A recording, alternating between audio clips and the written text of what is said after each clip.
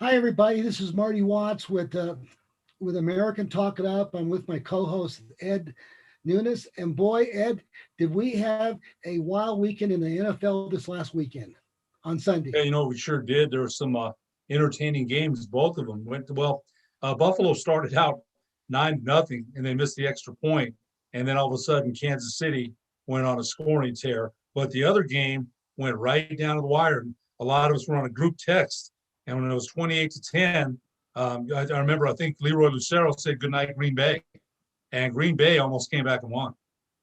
Well, and you can't go wrong with Aaron Rodgers when he got that in the first series of the first second half when they fumble. It was a perfect pass, but the receiver fumble and they got that quick touchdown. And then just before the half, that was the backbreaker. Why did not play zone umbrella prevent defense on the last play to let that guy get behind it? I give Green Bay the defensive coordinator, uh, he was wrong. He had the wrong defense. Don't you think, Ed? And that touchdown was probably the difference of the game on the last play of the first half.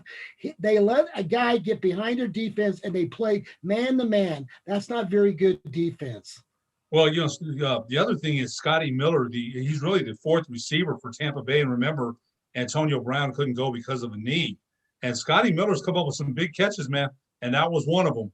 One-on-one coverage you mentioned, and Scotty Miller beat his man. Nice release off the line. And you're right. There was no safety help coming over. That was a huge touchdown. And you're right. That was kind of the difference in the game because if that touchdown isn't scored later in the game, Aaron Rodgers probably could have walked in from the 5-yard line. He tried to get it into a tight window to Devontae Adams. But I'll tell you, though, I just got to say, Scotty Miller, remember, they've got Chris Godwin. They've got Antonio Brown, Rob Gronkowski, Mike Evans. He's their fourth receiver, and he's made some pretty important catches in the last 2 weeks. Brown did not play yet on Sunday, so they were minus one of their better players. But you take those two plays, you take the last play of the first half, that should have been never a touchdown if you had the proper defense.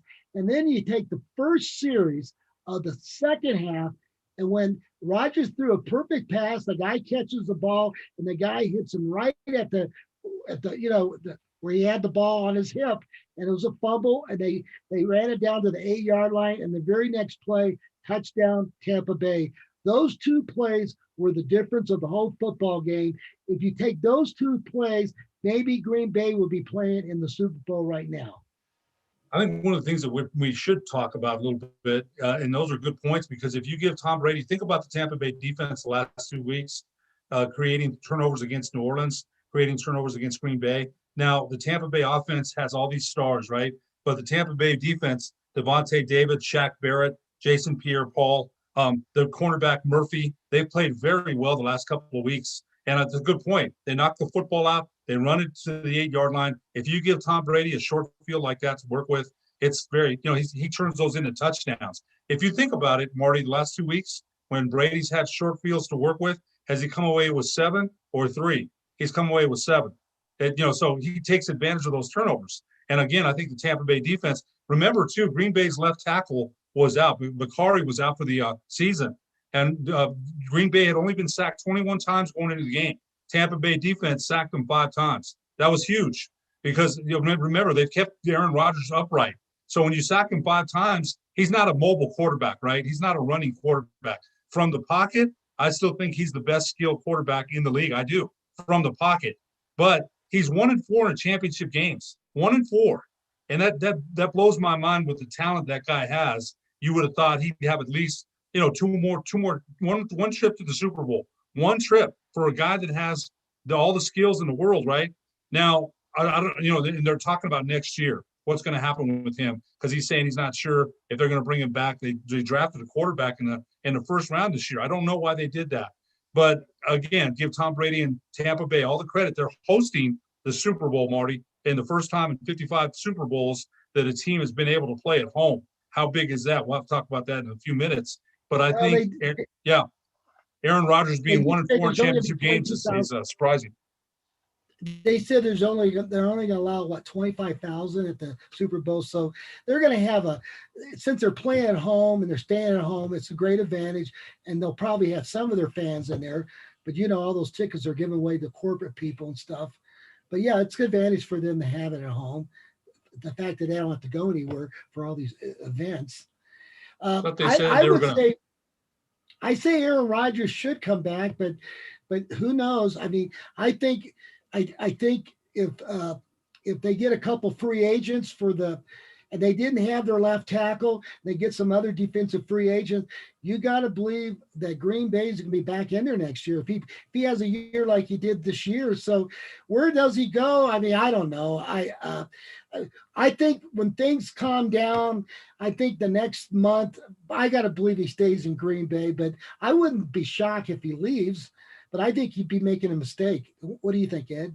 well, somebody asked me this, because we're big Dallas Cowboy fans now. Somebody asked me, would you take Aaron Rodgers at 37 million for, and I would, of course, but that's not going to happen. I think you're right. Once the depression, erases itself in two weeks, cooler heads prevail. Why would you get rid of that guy? If you're Green Bay, I'm like, I'm bringing him back for 2 more years as long as he wants to play. If he wants to keep playing, who gives you the best chance of succeeding? It's not Jordan Love. He's not ready to take over yet, right? So can we milk 3 more years out of him if you're Green Bay? I would say you could, and I would bring him back. Right now he's saying things because I think he's mad though, Marty, because if you think about it, Tampa Bay, when they got Tom Brady, they already had Godwin, Evans. They bring in Gronkowski. They bring in Antonio Brown.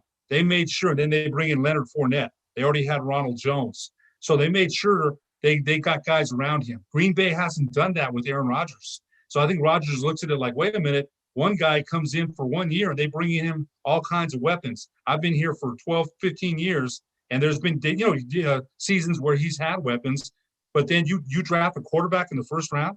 So what are you telling me? If you're Aaron Rodgers, do you blame him for kind of thinking, you don't want me? Would you blame him for thinking that? I don't blame him. Well, what about this scenario, Ed? What if he demands a trade and he's not going to come back and they have to trade him? Now, if I was Jerry Jones, I don't know if Zach's the answer to get him to the Super Bowl. Would it be a good trade to trade Zach and some first round choices or somebody? You bring Rodgers in, and I do believe with the receiver core that the Cowboys have and the stuff they've got coming back, I gotta believe he makes the Cowboys a Super Bowl contender. At least they're going to win the division right away, don't you think? Well, he's got great, they've got CD Lamb, they've got Amari Cooper, and they've got Michael Gallup. Although if you're going to bring in Rodgers and you're talking about trading, Michael Gallup is gone in a trade. I guarantee he's gone. Because you're going to have to get assets to get what you want there. And Michael Gallup is a trade asset. He'd be gone. But yes, I think, it's not going to happen. I'll still say it's not going to happen. But as a Cowboy fan, would I want Rodgers? Now, I like Dak Prescott. I do.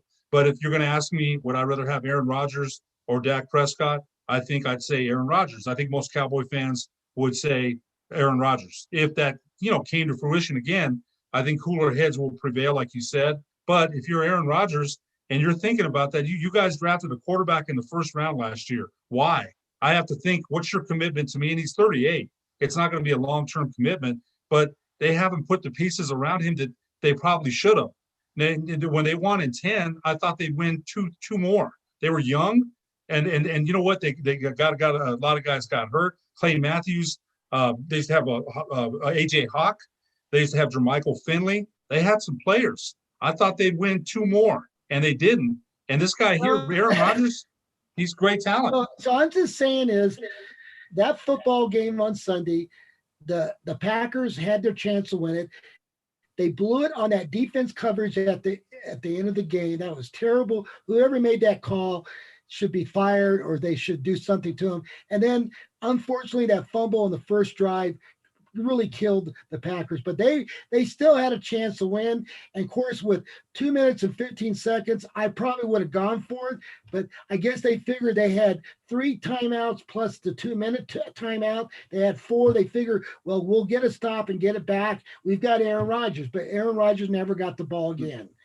And of course, my thought was, not everybody has Tom Brady with 2 minutes left, one of the greatest quarterbacks, right? So Brady won the game by running out the clock, making the key plays. Remember the key throw he had on first down? So anyway, that game could have gone either way. And of course, now Tom Brady, 43 years old, the oldest person ever to play in the Super Bowl, he gets a chance to go against the Kansas City Chiefs. And right now, what's hurting the Chiefs is I don't think Patrick Mahomes is full healthy. He has a toe problem, but he did play well on Sunday. But here's the problem. They just lost their left tackle at the end of the game. He's gone. And then they lost their other tackle. So they're going to be hurting on the offensive line, the Kansas City Chiefs. And that's going to, and the way the Buccaneers are sacking quarterbacks, that offensive line is probably going to be one of the key things to watch in the Super Bowl if Kansas City wins. What do you think, Ed? Well, that's a good point. They lost Eric Berry, as you mentioned, their left tackle, to a torn Achilles tendon. And the way the Tampa Bay defensive line has been playing, that's a recipe. But the good thing for Kansas City, if there's a silver lining, is that Mahomes is a mobile quarterback. But you mentioned the turf toe. He's got 2 weeks to rest that turf toe. So he's more mobile than Rodgers. But when you're missing guys on the offensive line, it's and the way Tampa Bay's defense has been playing, it's not a good recipe there for Kansas City. But I think Andy Reid will adjust. Maybe he'll leave a tight end in to block, although that limits their patterns. Now, Andy Reid comes up with plays when Mahomes on the shovel pass actually underhanded it. We've seen shovel passes more like an option pass, but Mahomes on Sunday shoveled it like underneath. He shoveled like a real shovel. And so Andy Reid, he's a very creative coach. He'll figure it out. But I'll tell you one thing, missing your left tackle, that's big. That's huge. And I'll tell you what, Tampa Bay is already salivating with the way they've been rushing the passer. So, again, Mahomes has 2 weeks to work on that toe, but those turf toes take a long time to heal, and he doesn't have a long time. So what's the tight end for Kansas City, the one that's killing everybody? Which one? The tight end for Kansas City. Kelsey. Here's the key. They got Hill, the speedster, the wide receiver Hill, right? Right. So what's happening, and Romo, who did the game on national television, really spelled it out. They get Hill out there and they have to cover the guy. And why the tight end successful is they're putting linebackers on him and he's killing them. He got 13 receptions, 2 touchdowns. So Chelsea is a key player in this game. So if you double on Chelsea, that gives Hill space. So if Mahomes has enough chance to throw, he'll be able to dice. I think he's going to get some yardage on Tampa Bay, but it's going to probably be something like they might have to score 35 to 40 points to win the Super Bowl. I don't think it's going to be low scoring. Well, if you look at it, I think one of the things you mentioned, Travis Kelce is probably the best tight end in the game, along with George Kittle in San Francisco. But if you remember, Kansas City goes on these crazy runs. Last year, they were losing to Tennessee in the playoffs 24-0. All of a sudden, they score 45 unanswered points. So even when you're up on them, they're like Alabama. If you score a field goal and they score a touchdown, you have to, like you said, you got to keep pace with them. Now, Tampa Bay's got the weapons to do that. They do. But remember, earlier in the year, Kansas City beat Tampa Bay pretty good. Now, Tampa Bay came back late in the game, and the final score was 27-24. But that was misleading because Kansas City, Tyreek Hill had a big game. Tyreek Hill had like 8 catches, 140 yards. He had a big game. So they're going to have to figure it out on how to stop him. What do they do different?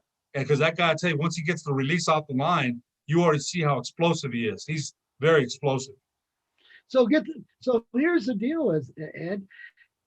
It's going to come down to, I think, can they put enough pressure and get to Mahomes? And if they can, that might be the difference of the game.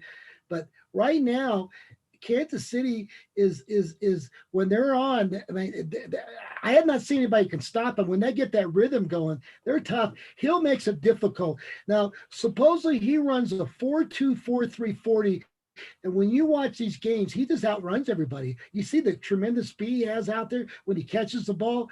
Oh man. His catch per run, Yeah. when he catches the ball, when he catches it, he gets another 20 yards, right? His speed. They talk about yak yards after the catch. Yes, You know, that's what I'm talking about. and that guy there, when he gets in the open field in space, he's terrorizing, man, because you're like, oh my gosh. You saw one guy from Buffalo almost caught him on Sunday. The guy from Buffalo, the defensive back, almost caught him, but when he's in the open field, it's a nightmare because he's going to score. You know, he rips off chunk plays, right? They call it chunk plays. Now, Andy Reid, what kind of offensive mind is he? He's one of the best. I said that even when he's with Philadelphia.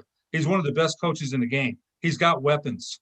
And he knows how to use them. So Tyreek Hill might be the quickest receiver. They put him in the slot. He's out wide, so they can't just beat him up at the line, right? He's small. You think you can get a hands on him and kind of chuck him at the line?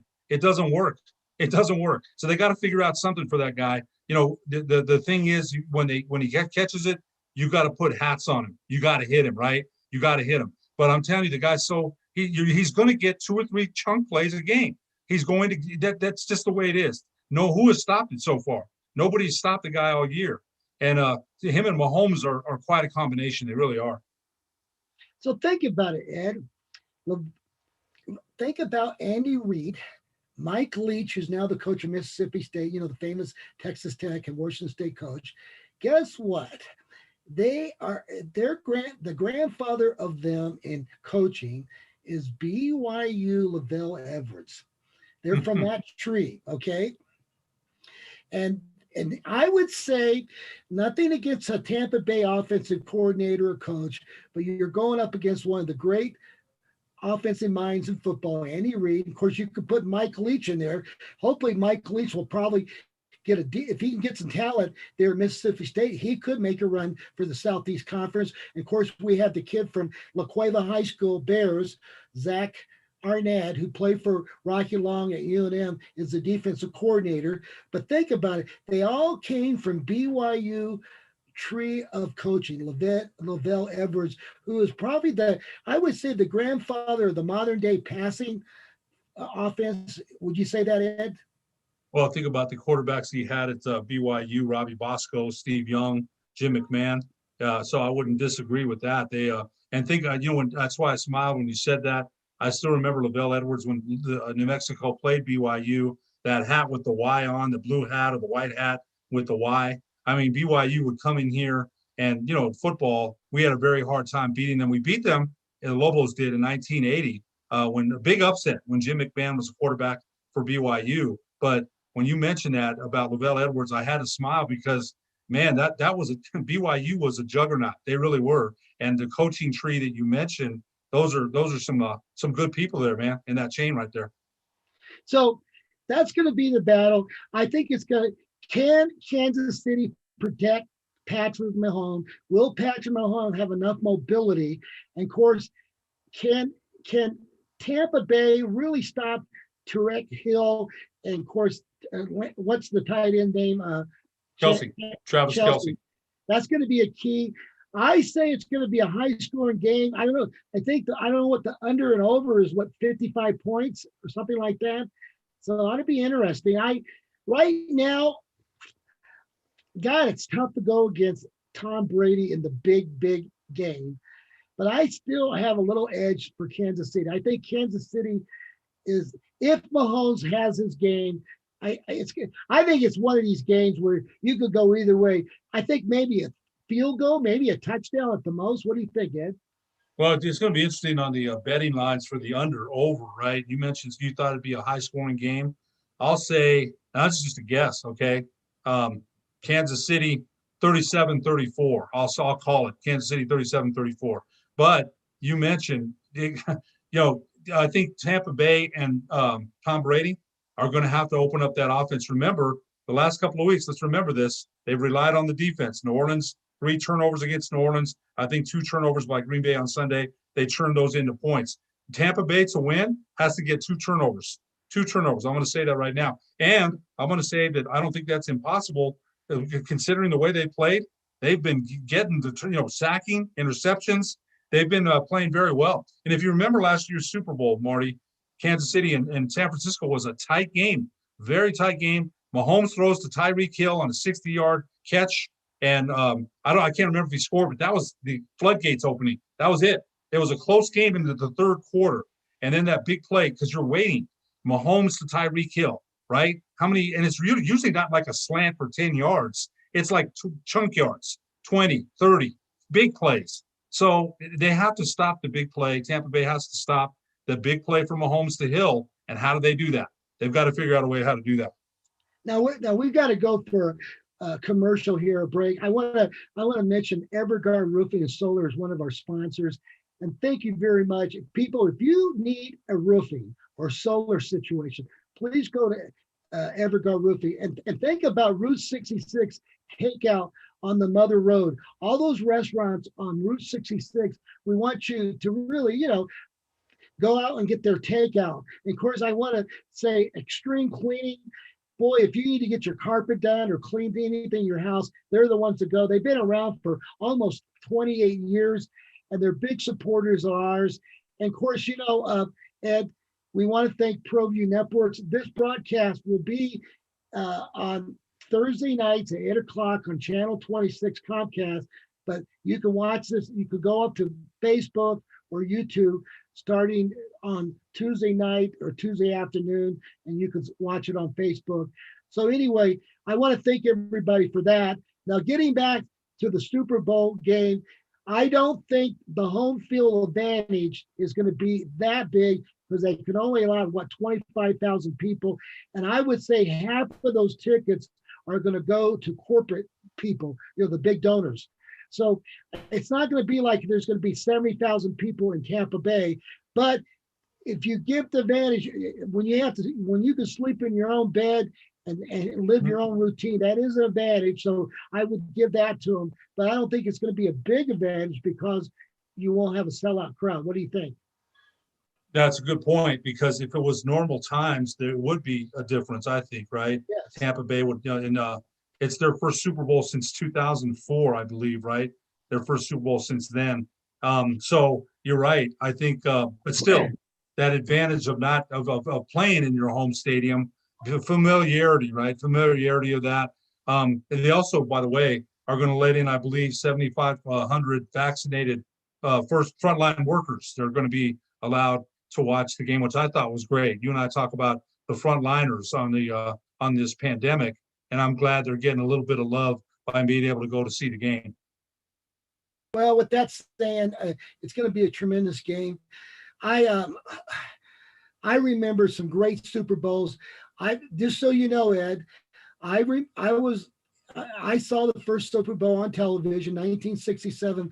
I've seen every Super Bowl ever played. And back in 1967, I was in the ninth grade. Yeah, I think I was in the ninth grade. And so that was the first Super Bowl. And it was the Kansas City Chiefs and the Green Bay Packers. And so have you seen every Super Bowl? Were you around? Did you see the 67, the first one?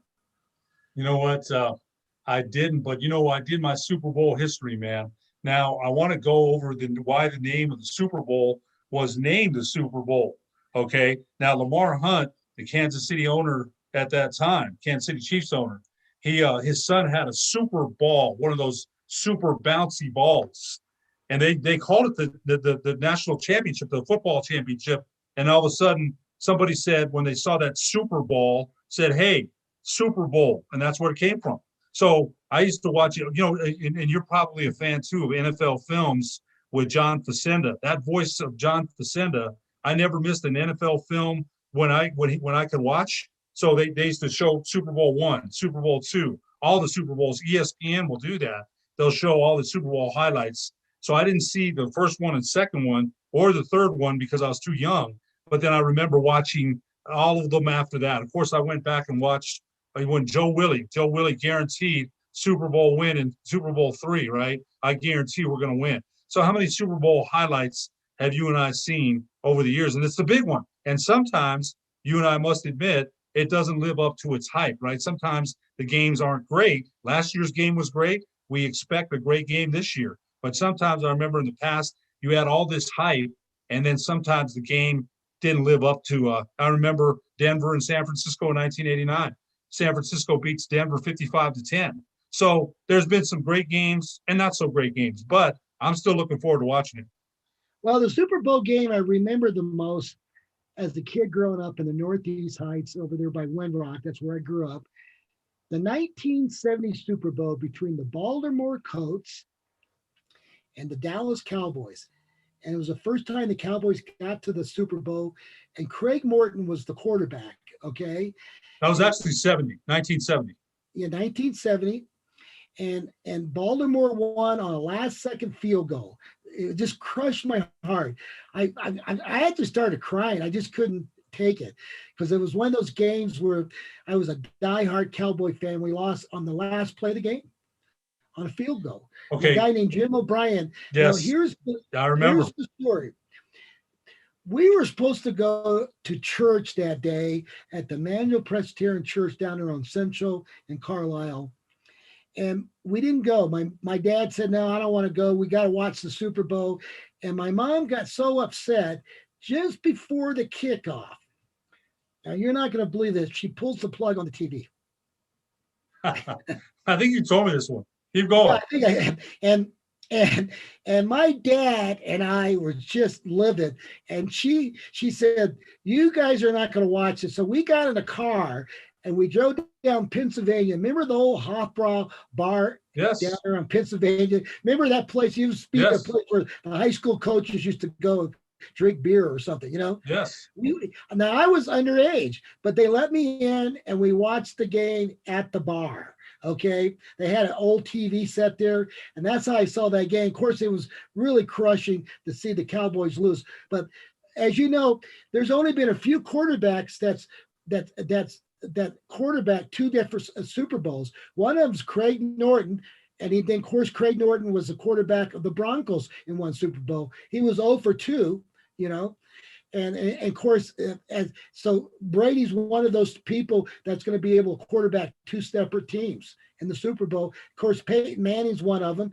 And I forgot the other person. There's somebody else I'm mentioning that quarterback two separate Super Bowl teams. I'll have to think about it too, but yes, there is. Yeah, I can't remember who it was, but it'll come to me. But I do want to make this point about that Super Bowl that you mentioned against the Cowboys and the Colts. I watched that game. That's when I became I've been a fan since '70 of Dallas, and they called that game the Blooper Bowl because there were so many turnovers. It was an ugly, not a well played game at all. Now, but I want you to think about this. And now Craig Morton used to have a gun, a cannon for an arm, and he hurt it in 1967 or 68, and he was never the same. But Tom Landry liked Craig Morton a lot. Now, if Craig Morton wins that Super Bowl, what happens to Roger Staubach? Do they trade him? Because you can't get rid of Craig Morton if he wins the Super Bowl, right? So I always kind of wondered what would have happened. Now, I'm a Staubach guy. Roger Staubach is my favorite Cowboy of all time. But if Craig Morton wins that Super Bowl, what happens to Roger Staubach? So that's always been a question in my mind. I'm glad that Craig Morton, I liked him, don't get me wrong, but he was not the quarterback that Roger Staubach was. So, and then after 70, the Miami Dolphins had a run of two Super Bowls, 71, 72. And then the Cowboys come back in 73 and they win it. They finally win it. Right? It was a 73 when they wanted 72. They actually wanted 72. 72. Yeah. And Mike Ditka caught a touchdown pass for the Cowboys in that game, who became the coach of the Bears. Mike Ditka in that game. And of course, that was when Roger Staubach finally got it done, Captain America. And by the way, he's one of my all-time favorites. I love Roger Staubach. I would put him up there with Joe Montana, with any of them. When the game was on the line, who would you want to have the ball? Now, would you have Tom Brady over Roger Staubach, Ed? Well, here, let me just explain that with a caveat. Yes, I would, but people forget this, Marty. Roger Staubach started his career at 27 years old, because he had a military commitment. Let him start at 23 or 24. I guarantee he wins 4 Super Bowls. I guarantee it. I guarantee it. Now, to me, I think Roger Staubach overall is a better quarterback. But look, you can't argue with 10 Super Bowl 10 Super Bowl appearances and 6 wins. He's the greatest we've ever seen. But I'm talking about skills. I still say Roger Staubach was a better skilled quarterback than Brady. And I understand the argument that people will make about the 6 Super Bowl wins and the 10 Super Bowl appearances. The 2 Super Bowls that Dallas lost, they were heartbreaks, man. The one to Pittsburgh, both games to Pittsburgh. Pittsburgh was probably a better team. It pains me to say that, but think about it. At that time, it's the finesse of the Cowboys against the power of the Steelers. And the Steelers, people forget the defense that they had: Mel Blount, Joe Green, Jack Ham, Jack Lambert, L.C. Greenwood. That is a load. Dwight White. That is a loaded squad, loaded team. But I think, to your question, to me, I'm always going to take Roger over anybody, man. But that's me. Now, let's go back to history, Ed. Let's go back to Dallas, Texas, late December 1967. That was the first Super Bowl. And whoever wins that game goes to the Super Bowl. First Super Bowl ever played. So that would be 1966, okay, and Dandy Don Meredith the Cowboys were down by 4 points, and they got down to the 7-yard line with only less than 40 seconds left in the game. And they had 4 downs, and they get down to 4th down and 5, and Meredith throws the interception to a wide open guy. The guy intercepted, and they would have, if they made that pass, they go to the first Super Bowl. History changes. Maybe could have been the Tom Landry Trophy not the Lombardi Trophy. Okay. Now, the next year, the Cowboys get to the finals, and guess what? The Ice Bowl. And Bart Starr scores with less than a minute. Remember, down on the 1 foot line, 1960. Yes. And the Cowboys came back and went ahead like 17-13 or something like that. They had the game. Lance Ritzel threw a halfback pass, or I think what's the old coach of the Atlanta Braves? Dan Reeves. Dan Reeves threw it to Lance Ritzel. Halfback pass to Lance Ritzel, and they go ahead. And they're down, and they got the game won, and they score in the Ice Bowl on the 1 foot line. And now the Packers go to the second Super Bowl, and they beat the Oakland Raiders. Okay, so the Cowboys could have changed. Cowboys with both final games, they had a chance to win. They were down at the last second. That's how close this thing be calling the Tom Landry Trophy, not the Lombardi Trophy. And that's how close the Cowboys came. Think about it. Both those games. Yeah, both those games, they could have gone either way. Now, you mentioned, guys, we talk about Danny White. If the Cowboys don't lose that NFC Championship in 1981 against San Francisco, I believe they go on to beat Cincinnati the Super Bowl, and maybe that changes Danny White's legacy. The same thing with Don Meredith, right? Don Meredith is in the Ring of Honor, but if Don Meredith wins those 2 Super Bowls, people look at him a little bit different. He's probably the 5th best quarterback they've ever had. He was the NFL Player of the Year in 1966, and people forget how good Dandy was. They forget. But that game in '66 that you mentioned, when they lost to Green Bay, this was at the Cotton Bowl in Dallas, right? Yes. Now they were down at the 1 yard line, and then they got an illegal procedure that put them back at the 5. Now, in that play that you're talking about, a lot of the guys later, Pete Gent being one of them, the former wide receiver that wrote North Dallas 40, said that Landry had Bob Hayes in the lineup, and he never should have been in there. It was their goal line package. So there's a lot of things that went wrong on that last play, and it just wasn't meant to be. And remember Landry's famous face when Meredith threw it away. Landry closes his eyes. They caught him. Oh man, what a picture! And then the next year they get their hearts broken again on a last-second play, man. And by the way, too, you mentioned the halfback pass. Dallas is up. Then they go into a prevent defense, and Chuck Mersine catches all these 8-yard passes and gets them down into the field goal, into a touchdown range. And they went to that prevent defense, and they say sometimes that prevent defense prevents you from winning, and that's what happened. So let's go back to history. I had a chance about 3 years before Don Meredith died. I went up to Santa Fe to visit him. I had a chance to sit down and talk to him, Ed. Really? he died in Santa Fe. That's where he's buried. I think that Good I man. think they buried him in Dallas, where he's from, but that's where his wife still lives up in Santa Fe. I went up to see Don Meredith. Now he mentioned to me, he said, Marty, when I retired in '68, he says, he said, Roger Staubach was coming in for spring, for two-a-days and stuff, and then he would go back to his Navy. He said, I knew then that Roger Staubach was going to be a great player if he ever got a chance to play. And he said, you know what? And they were pushing me up against, Morton, the great Craig Morton. So he retired because he didn't know if he was going to get his chances. But he admitted to me that Roger Staubach was going to be a great star. And of course, he was right about it. Dandy Don on Monday Night Football, who can forget turn out the lights? That guy was a character.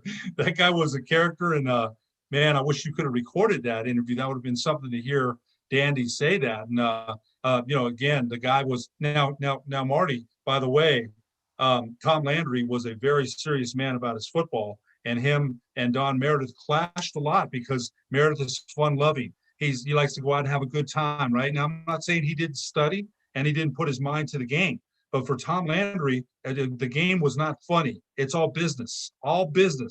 And sometimes him and Meredith, they had a clash of wills for sure. Well, anyway, I got a chance to meet Dandy Don. Of course, I talked to Don Perkins. He was at that game in '67.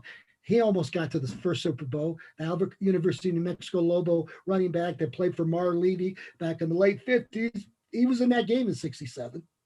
He's in the Ring of Honor. Yeah, Dallas. He's in the Ring of Honor. He retired after that. And then that Reeves guy, well, you're talking about the Reeves. What's the former Atlanta coach? Reeves? Dan Reeves. Who became the head coach of he was the head coach of the Broncos. He got the Broncos in the Super Bowl as a coach, but they never won as a head coach. He took over Perkins' position in the following year, and he was in the Ice Bowl. But Perkins was in the first game, the one that they lost there on the 5-yard line. He was in the Ice Bowl too. He was in the Ice Bowl. So maybe that was his last year. Maybe that was his last year. Yeah, Perkins. He was in the Ice Bowl. So anyway, those are two people that we can relate to. And then of course, the story about my mother pulling that plug. I still can't get over that.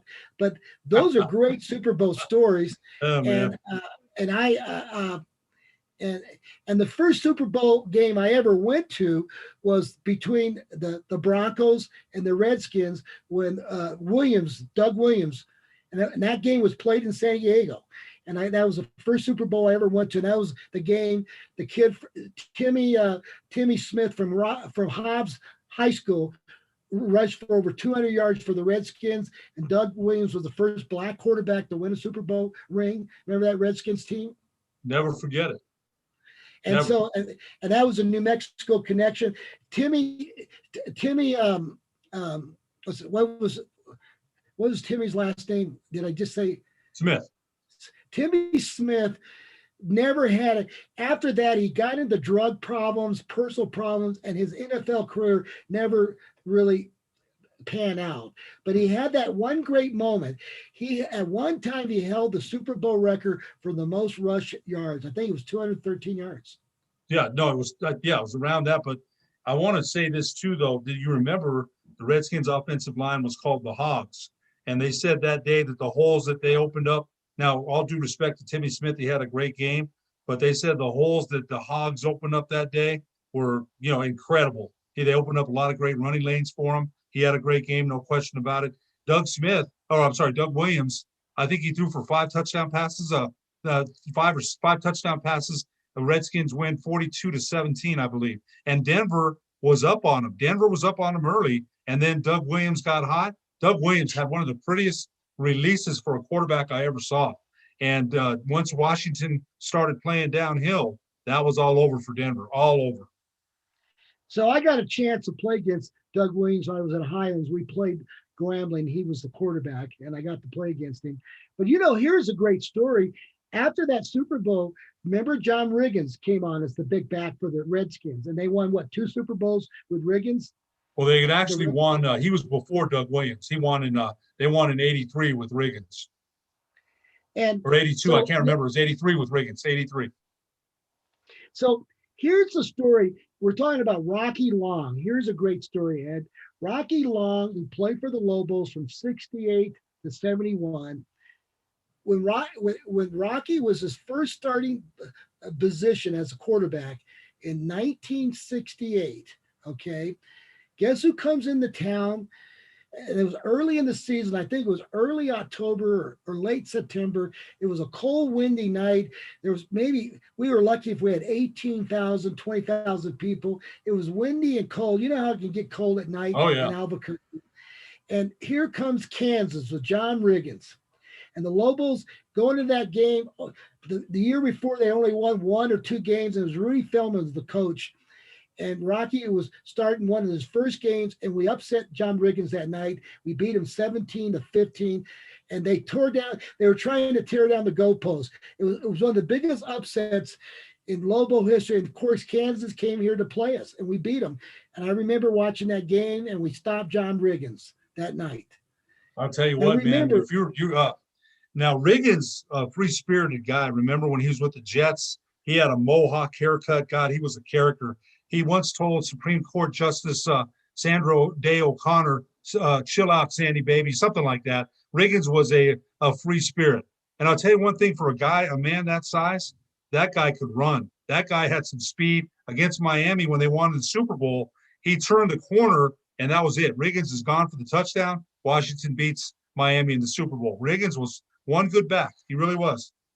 so he grew up in a little town outside of Topeka. Now get this, in the high school state championship at Kansas. And you know how big he was, right? Yeah, big guy. He went, and back in those days, it was the 100-yard dash. He ran a 9.7. He was the Kansas State champion. Then he goes out and runs a 21-2, 220 yards. He wins that. Then he long jumps 24-5. He wins that event, and he anchors 2 relays. He wins 5 events in one day. His little school won the state champ. Now his school was not in the big double A; it was single A. He dominated track and field. We knew he was a great speed, and a man that size with that kind of speed, Ed, it's unbelievable. Yeah, you know what? John Riggins was again one of the best there was, and the speed. They say speed kills, right? I didn't even know some of the things you just mentioned. And you would look at him. If you look at him right now, remember number 44 with the Jets, number 44 with the Redskins. One look at him, and you wouldn't think that that's a sprinter of what you just mentioned. If you looked at him, you wouldn't think. Now, he did have speed and he had power. I think that's an underrated running back. Now that you mention it, we mentioned all Barry Sanders, Walter Payton, Emmitt Smith, Tony Dorsett. There's great backs throughout the history of the NFL, but that guy is definitely one of them, and maybe underrated. So think about it. The University of Kansas, the Kansas Jayhawkers, had 2 of the greatest backs ever played in the National Football League, Gale Sayers and John Riggins. Yes, that's right. Yeah, that's Now, right. John Wiggins went to a small school in Kansas, but guess who else is one of the greatest? Maybe the greatest back next to Jim Brown. He went to Wichita North High School, and guess what his name was? What's Barry that? Sanders. Oh, Barry man. Sanders. So Barry Sanders, John Riggins, Gale Sayers, Kansas. Think about it. Now Barry Sanders went on to replace Thurman Thomas, who was another great back. Now Thurman Thomas came from Colorado Springs High School, and he went to Oklahoma State. But Barry came from Wichita North High School in Wichita and went to Oklahoma State. But think about those great Kansas backs: Barry Sanders, Gale Sayers. Yeah. Think about Yeah. Of course. it. So, Gail. so we got to get to our sponsors.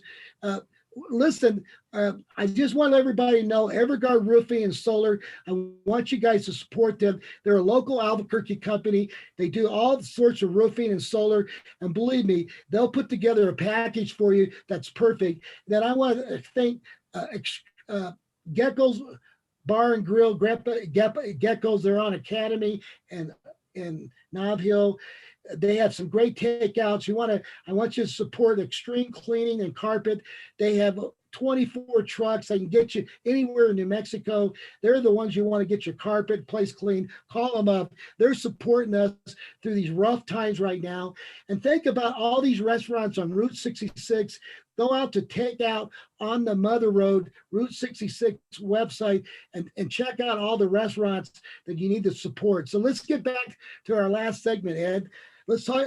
Do you have any other Super Yeah, Bowl? I do. I did want to mention this, and I totally forgot about it, was the passing of Hank Aaron last week. And, one of the things you were texting back and forth about why he passed away, it came out today. It was natural causes. We had thought maybe it might have been, as a result of something else. It was natural causes. But I do want to mention that this man was an ambassador of baseball. To me, he's still the home run king.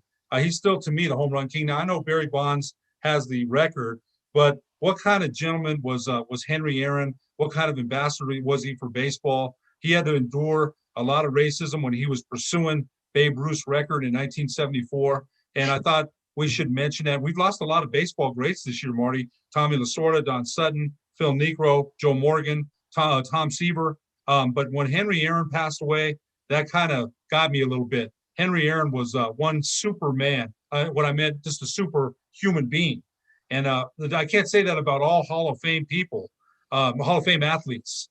That guy was a Hall of Fame person, and I thought he was worth mentioning today for sure. So in the last 6 months, these are the people that died. Gibson, one of the great, Bob Gibson. Yeah. Whitey Ford, Lou Brock, Tom Terrific Seaver, Al Kaline, Joe Morgan, Phil Niekro, Tommy Lasorda, and of course Sutton, Don Sutton, and now Hammerin' Hank. Now, I did get to see Hank Aaron play his last year with Atlantic Braves, 1974. I was up in Long Island. I had a job at Jones Beach. I was working, and I had a girlfriend up there and some buddies, and we went to the New York Mets game. Now get this, 1974 Shea Stadium, and I got to see Tom Terrific pitch and Hank Aaron. And I think the Mets won 4-2, but Hank got a double and a single. But that's what I could. That's the last time I got to see him play, and then I got to see one of my other all-time favorites were. I think that the whole the hit king, Pete Rose. I got to see him play. I saw Phil Niekro play. Of course, I got to see Tommy Lasorda. And, I was just thinking, all those guys are up in heaven. Tommy has a hell of a lineup, a great roster to manage up there in heaven right now. Don't you think? Man, Brock, Gibson, Morgan, geez, you're right. We might have a couple holes in the lineup, but man, I'll tell you, he's got some starting pitching, a great second baseman. Hank Aaron played, I believe, was it left field or right field? He played like a great outfielder. He played Hank Aaron and right field. Now he started out as an infielder in his first year, but they put him out in the outfield. Just think about the lineup that you just mentioned. Then he's got Gibson and Sutton as pitchers, and Niekro. And man, that's 3 starting pitchers right there. And Niekro can probably go every 3 days because he throws that knuckleball not real hard on his arm. So. But I'll tell you, when I heard about Hank Aaron, that kind of got me a little bit. I mean, he wasn't one of my favorite players. I love Willie Mays, who is the oldest living ball player, I believe, still alive. But Henry Aaron, I went back to an interview that they did with him, and they asked him about the steroids, and he was very gracious about it. Very gracious. He didn't say too much about it. He didn't criticize Bonds, McGuire, Sosa, Juan Gonzalez, Brady Anderson, whoever's been associated with steroids. He didn't criticize. He's just a class act. And, again, what an incredible ambassador for the game of baseball. And when you lose a guy like that and all the other guys you mentioned, man, it's a loss. It's a huge loss. It really is. So I got to see Don Sutton pitch for the Albuquerque Dodgers 1965 at Tingley Field. Okay. So I saw Don Sutton play. And then, of course, I got to see Lasorda when he was the manager when they opened up the sports stadium. Remember, he managed the Albuquerque Dukes for a couple seasons. He did. Yes. So I got to see him, and I met Tommy at a baseball New Mexico Hall of Fame thing we had at the sports, at the Isotope Stadium, and met him. So I've got a chance to talk to him. But here's the thing is Willie Mays in May will be 90 years old. He'll be the oldest living Hall of Famer right now. He'll be 90 years old in May if he lives to May. And I hope Willie makes it, okay? But he's still alive. And I got to see Willie. I went to the very first game in the spring of 1968. The spring of 69.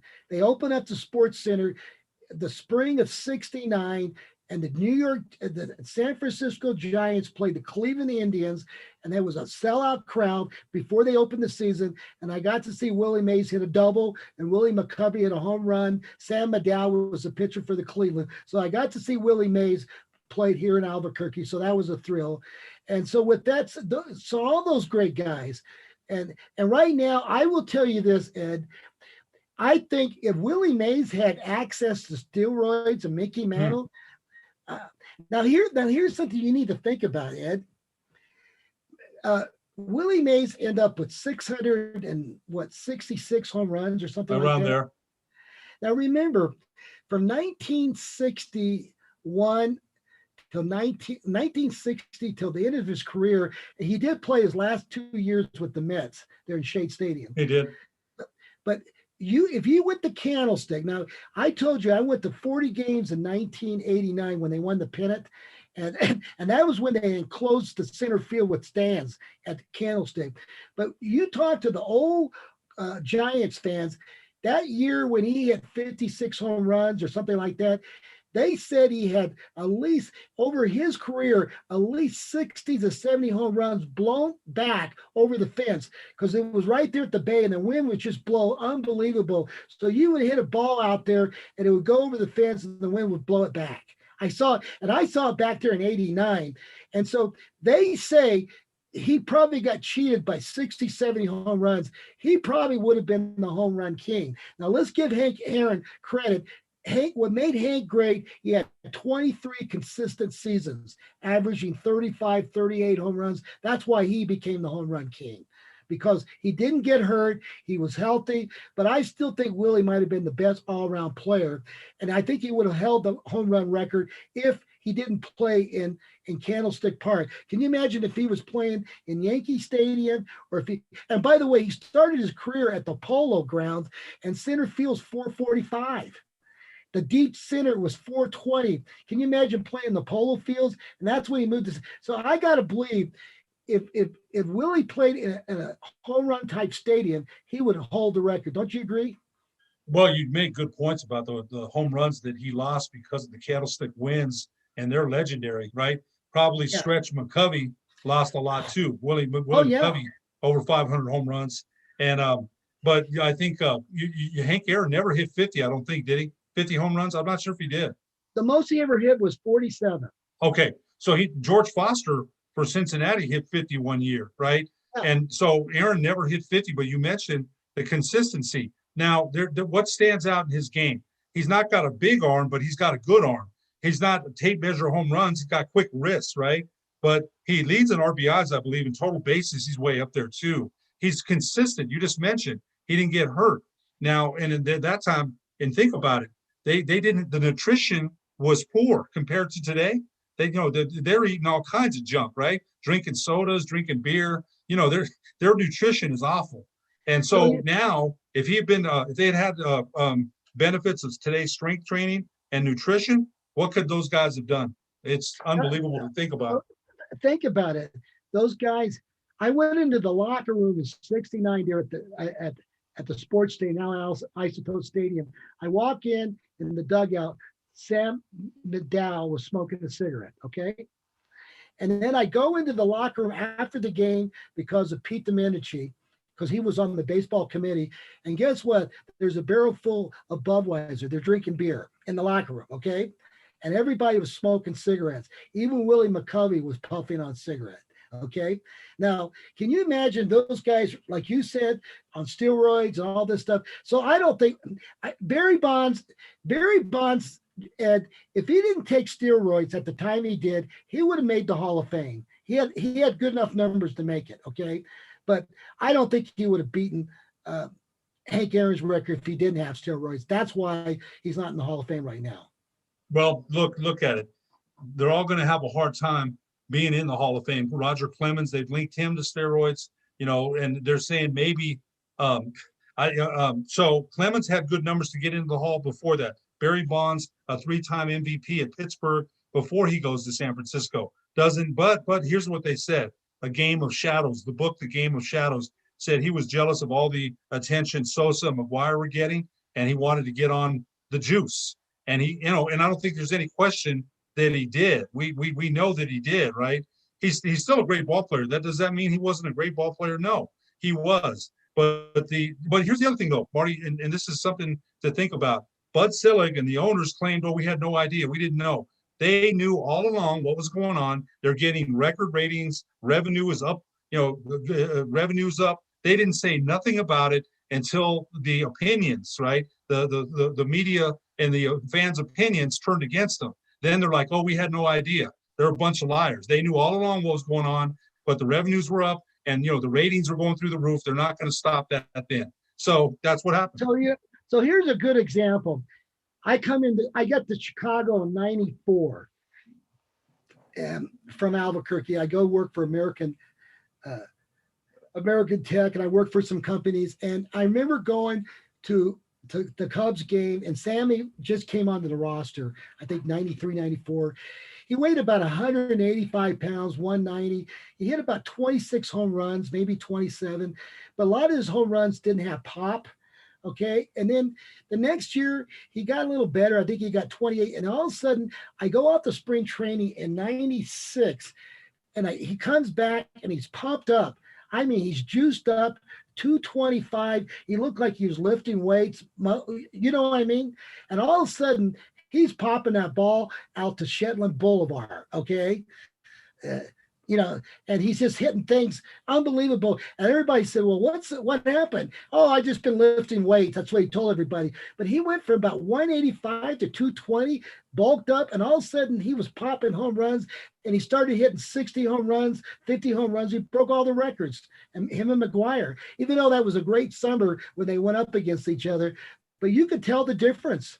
And I saw it firsthand. Yeah. And I saw it in spring training. I said, "Is that Sammy Sosa?" I said to one of my friends, Carl Miranda, "Is that Sammy Sosa?" You didn't recognize him. So that's what happened.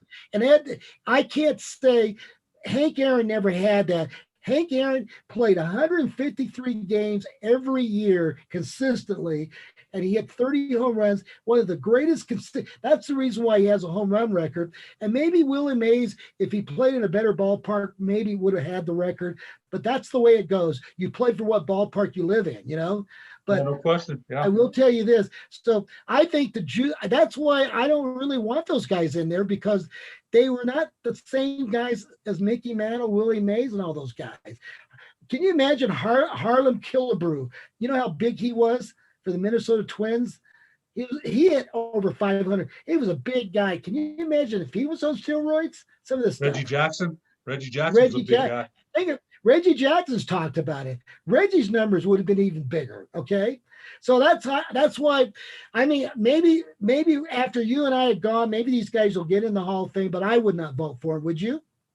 Not right now. Would I know? Probably not. But is that fair? Because is that fair to their whole body of work? Because it was good. Nobody's saying that. But, the shadow that hangs over them with the steroids kind of eliminates some of what they accomplished. And it's too bad. 1 minute. We got 1 minute left. Boy, it's been a quick show, man. What a great show. Here's another thing. In 1988, I go to Arizona for spring training to watch the Giants and the Oakland A's. And there was this young guy named Jose Canseco. Okay. And he was about 181 pounds, skinny guy. And he didn't make the roster until late 88. And then 89, he comes out. And I went to the game and he's hitting balls off the scoreboard out of the stadium. Canseco, all of a sudden, he's 210 pounds juiced up. He's another one. And Canseco at least admits it. I have to give him some credit. At least you're right. You're right. And then he said he helped McGwire. He helped him inject some, right? So, yeah. Right. Yeah, no, yeah, you're right. And so I saw firsthand with Sammy. Now I love Sammy Sosa.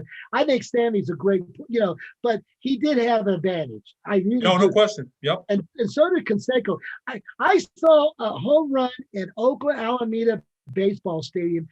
The ball didn't leave the ground more than 5 feet, line drive. It hits, and I mean, it was like a rocket. You see a rocket, and it hits Oh the yeah. scoreboard, and that's how much power and strength Canseco had. Man, he was unbelievable. Yeah, he was. So anyway, with that saying, we've got a few minutes. We'll probably get into the Lobo basketball. We don't have time. No, actually, we don't. Yeah, I think we're We're out of done. time. We're pretty much done. I want to tell everybody, really support our sponsor, Everguard Roofing and Solar. America. I want to tell everybody to really support ProView Networks. We're on Comcast 26 at 8 o'clock. And by the way, Extreme Cleaning, Gecko's Bar and Grill. If you need something to eat, go to Gecko's. And then the last thing I want to say, go up to Facebook and hit like. We're on Facebook, American Talk It Up, and YouTube. Ed, you got one final thing to say before we go off there?